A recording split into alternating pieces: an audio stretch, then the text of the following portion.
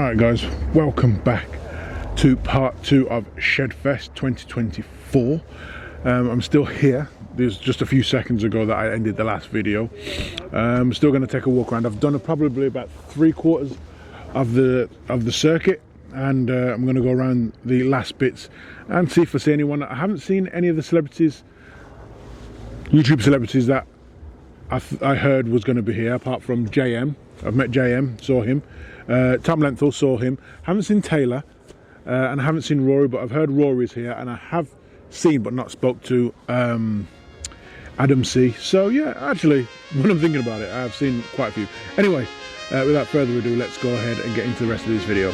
Peace.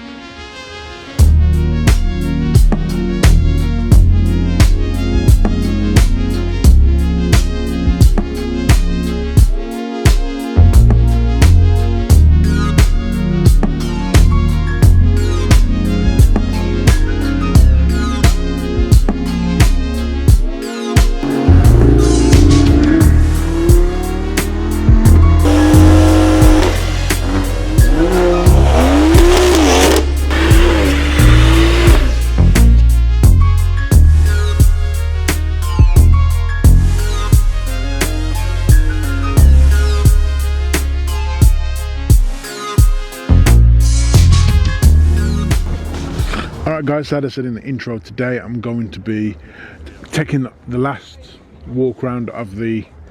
Ooh, the weather's started changing. Walk round of the Mallory Park circuit for Shedfest, to see what's left. I've done pretty much 3/4 of it.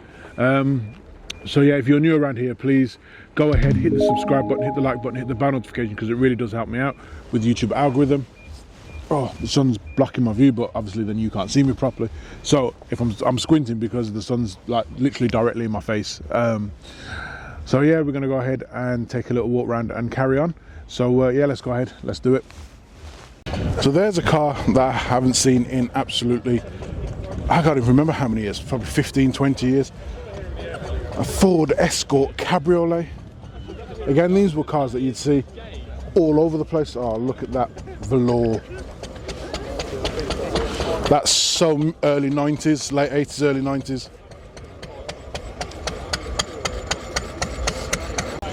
Next to an Astra Saloon.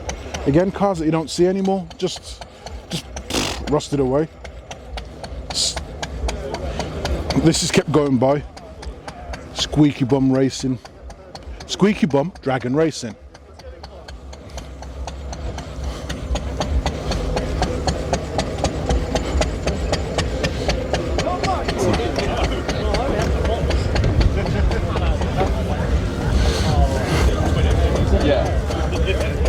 And next to that you have a Vauxhall Monaro or Holden Monaro. Again, a car you don't see. This one looks like it's had a very hard life. I mean, look at the state of that engine. Must be an early model. Paws and Piston Car Club. This car is a member of. Now I don't know if it's the 5.7 litre V8 or any other variant of that. I did like these because they kind of looked like a shark back in the day, or they still do, but you know what I mean?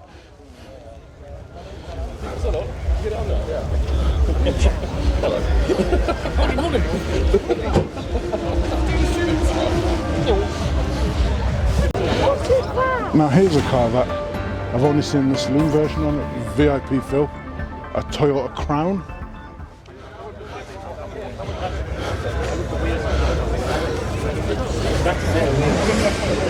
See, I got it right, Toyota Crown.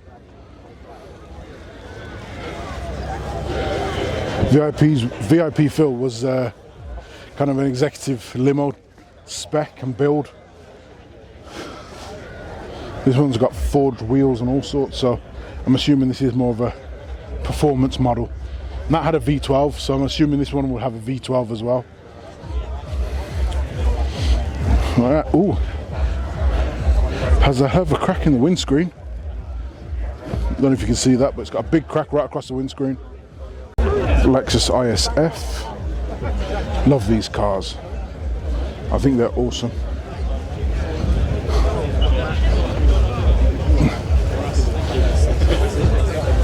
Lexus do make a good V8, and I do like that quad stacked exhaust.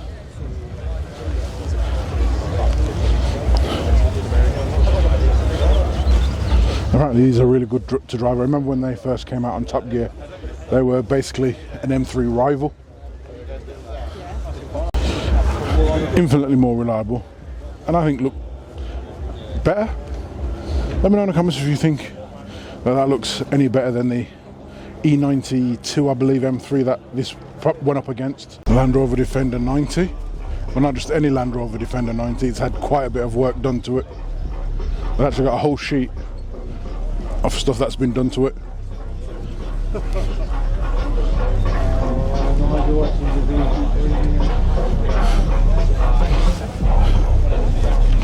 And the reason why it's called a 90 is because it's 90 inches long and it has got a 5.9 Cummins engine. 5.9 Cummins. It's not a good name for an engine. It's got the obligatory snorkel, so you can go wading and it doesn't drown the engine. Look how big that engine is. I wonder if this is any easier to drive, because usually they say these Defenders are absolutely horrific to drive. They're not very comfortable. But this is turbocharged. And I see some Febby Bilstein bits. It's good. It's got dark side developments into front intercooler or radiator.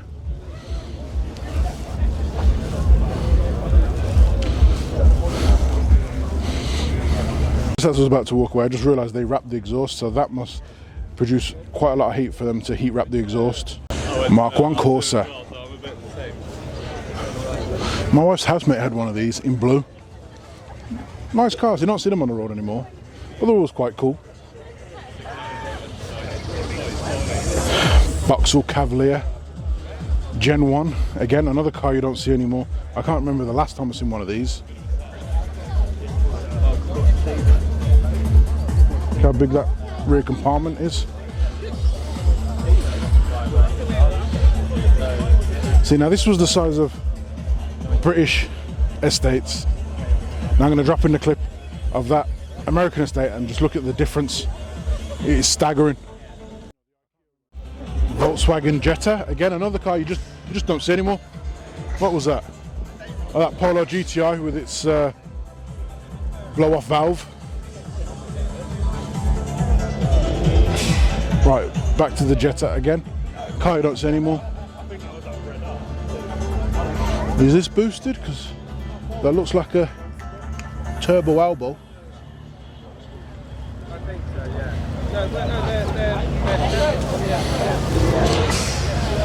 No, I can't see a turbo. Well, maybe.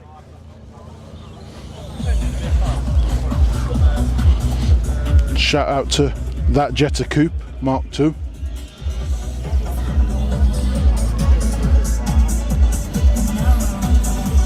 Again, a car you just don't see anymore. And I don't remember when they just stopped being on the road. I think it was again the scrappage scheme.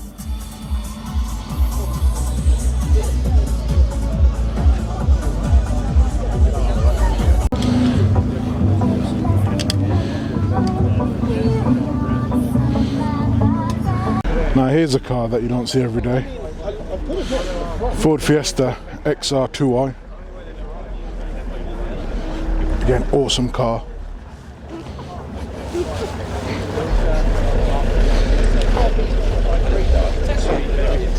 And that's got the extended lower skirt. I've never seen that before. And how I know it's the XR2i is that blue little strip across the bumper. Only the XR2i's had that. If you want to follow him on socials. S4 estate looking double sexy.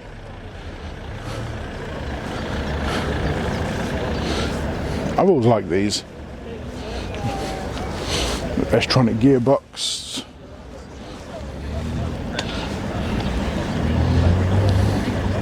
Like the exhausts.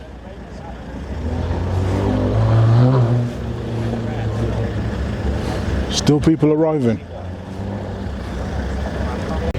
So here's a car you don't see every day.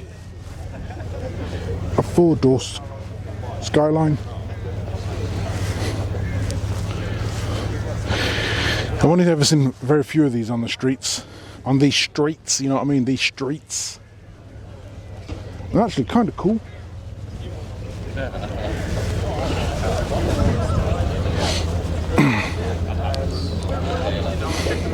I think they're one of the most underrated of the Skyline family. I might have a look on Auto Trader later, see if there's any online. I doubt it though.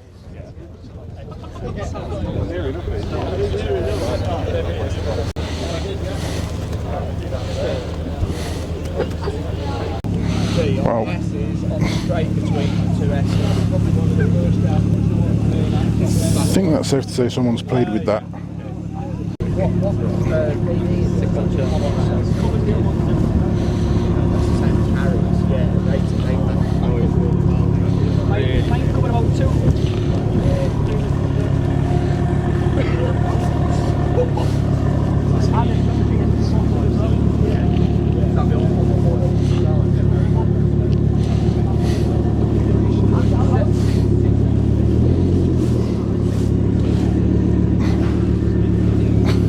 Look at the size of that diffuser.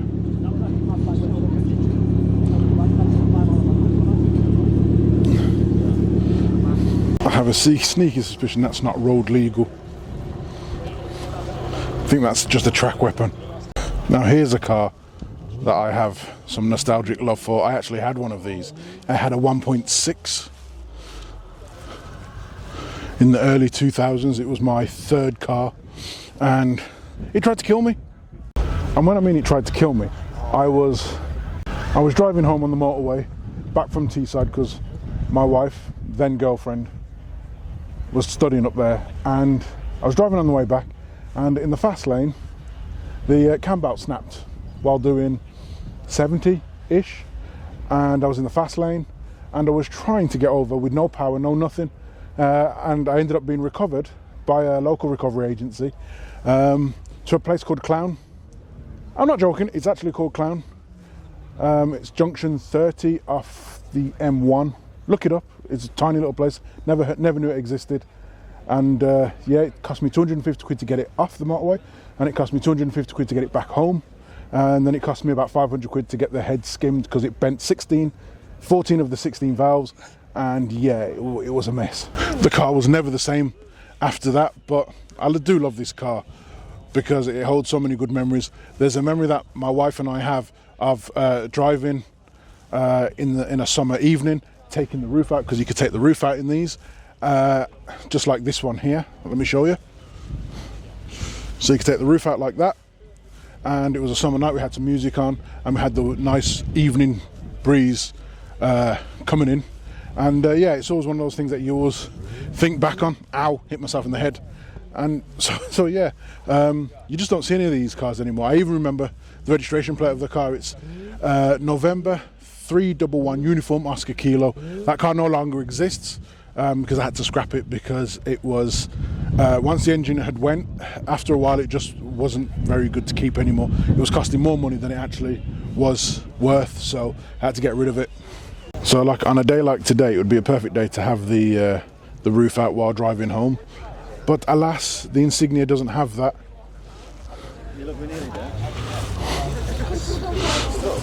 But at least I got air conditioning. This didn't have air conditioning. And the speakers were in these were always very good. Oh, times. Well, that's one way to open the bonnet. The entire front end. It's the V16, yeah. I think that was the similar sort of engine that was in my Tomcat.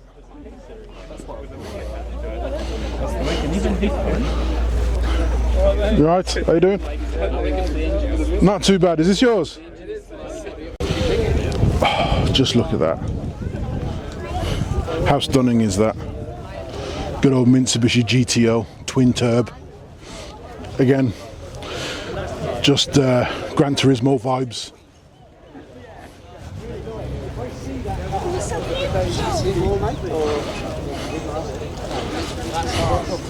Mondeo ST220 Estate. I had one of these, not the Estate, the Saloon, and I really enjoyed it. And every now and again I see one, I think, do you know what?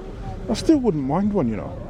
Oh, this is the diesel version. Mine was the 3-litre naturally aspirated V6, which sounded really, really good, but not very quick.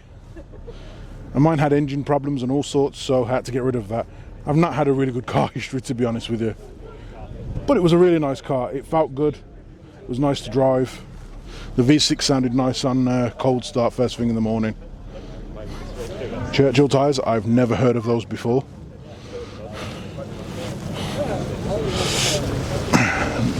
Churchill tyres. And mine was in this colour as well. And one thing that I loved about it, it had the fast clear windscreen, so when it was cold you just press a button and within 10 minutes your windscreen was nice and clear. Rover 800 series. Is this the Vitesse? This is probably the 3-litre V8.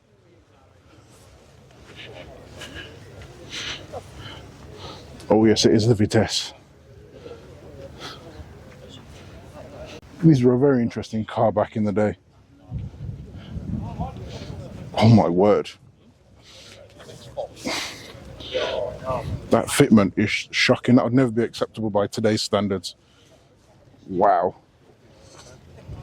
Rover could make some really bad cars back in the day. Just checking the shot lines down there.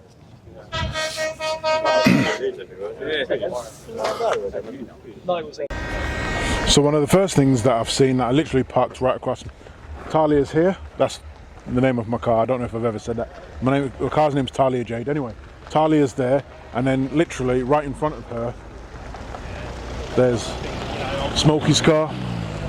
And if you don't know who Smokey is, check out Smokey and the Bandit. Smokey's car was one of these, I don't know, Oldsmobile LTO. That's what it says on the front, LTO. Porsche GTS, Prairie GTS rolling through. Kind of cool. People are now starting to leave. It's now 4:45, so it's been a long day. We started at 10:30. I didn't actually get in till 11 because of how many cars and people were trying to get in and out. But yeah, let's go ahead and have a look at old Smokey's car.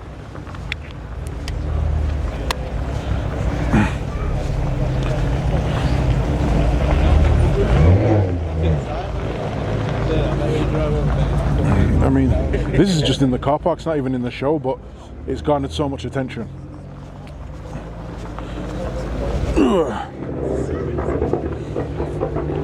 ST just going out. I mean, look how huge it is. I mean, that bonnet is absolutely massive. The boot, sorry, is absolutely massive. The bonnet's absolutely massive as well. Look at that interior, that bench seat, front bench seat. Look at that interior.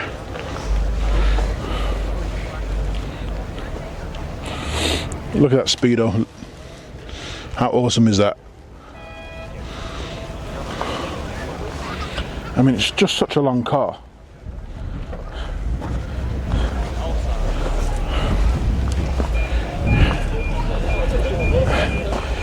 And I'm assuming this is going to be a massive V8, but those American cars with the V8s, they're very, very underpowered. Anyway, just thought I'd show you that. See, look, there's Talia right there. And this was literally directly in front, so thought I'd show that because so many people are having a look at it. Why not? Anyway, on to the next. Now, where do I go? Do I go down the paddock or do I go down the straight? Paddock or straight? Probably think the paddock. Yeah, paddock. Let's go paddock.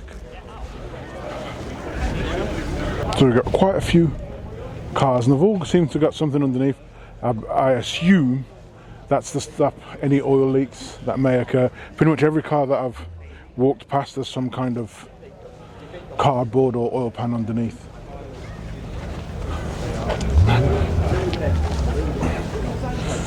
There's a Z4 down there that's just started and is revving away. Ibiza track car.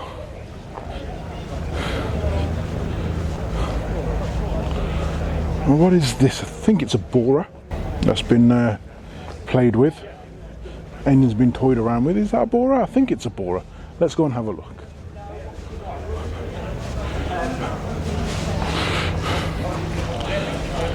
Yeah, that's a borer. That's definitely not a Jetta.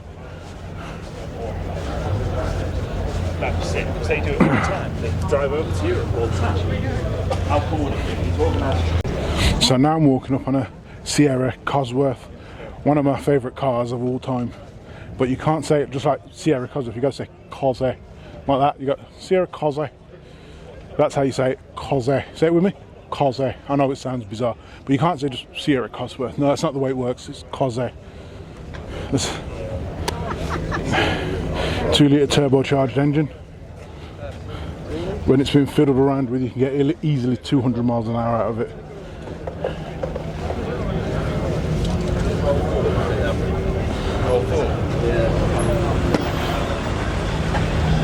And I definitely think you get 200 miles out of that.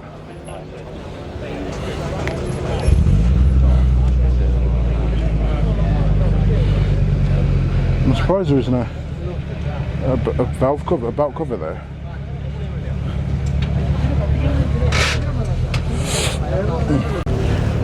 Next we have a Subaru Yaris.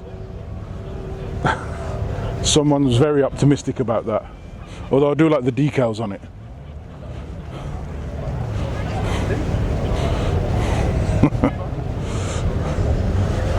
And you know, this front wheel drive needs all the aero it can get with this literally roof mounted rear spoiler.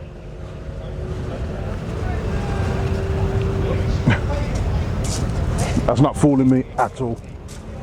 I mean, you can even see where it says Auris on there. Yeah, you're not fooling me, buddy. I got your number. Next to that is another car you don't see very often. It's the Passat R36. Awesome cars they are, you know. T.R. Hamza's rebuilding one. I haven't watched it in a while, so I don't know if he's actually finished it, but he was. That much I do know.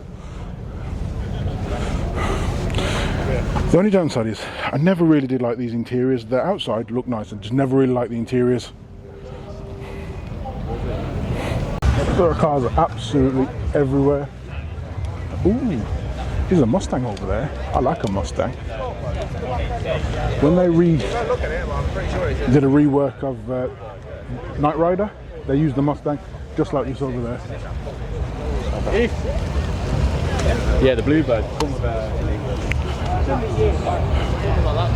That one right there. Very nice, very powerful, but also not very good at handling. They had a live rear axle instead of independent rear suspension, which meant they had a habit of being very tail happy. And this one looks like it's been down the Nürburgring. It's got the Nürburgring sticker on it, so I'm assuming. Well, that's something that I never thought I'd saw. The size someone in a mini Jeep going around a tiny little circuit. See, you never know what you'll see when you turn up at one of these things.